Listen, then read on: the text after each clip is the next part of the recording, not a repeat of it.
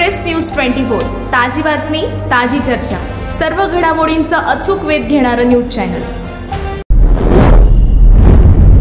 इचलकरंजी व परिसरातील मुस्लिम बांधवांनी सोमवारी पवित्र रमजान ईद मोठ्या उत्साहात साजरी केली।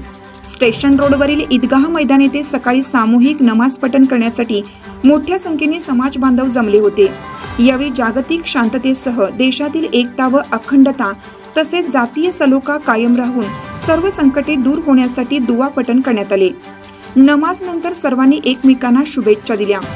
यावेळी प्रशासनाच्या वतीने प्रांत अधिकारी मौसमी चौगले, पोलीस अधीक्षक महेंद्र पंडित, अपर पोलीस अधीक्षक निकेश खाटमोडे, पोलीस उपाधीक्षक समीरसिंह साळवे, सर्व पोलीस ठाण्याचे प्रभारी अधिकारी यांनी मुस्लिम बांधवांना ईदच्या शुभेच्छा दिल्या।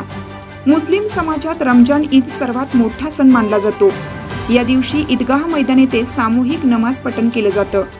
मोठ्या संख्येने ईदगाह मैदान येथे मुस्लिम बांधव नमाज पठण करण्यासाठी जमले होते। उन्हाची वाढती तीव्रता लक्षात घेता यंदा नमाज पठणाची वेळ लवकर करण्यात आली होती।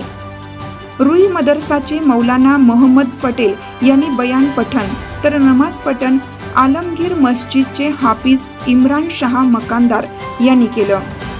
हजरत सय्यद मखदूम वली दरगाह ट्रस्ट व ईदगाह ट्रस्ट यांच्या वतीने नियोजन करण्यात आलं होतं।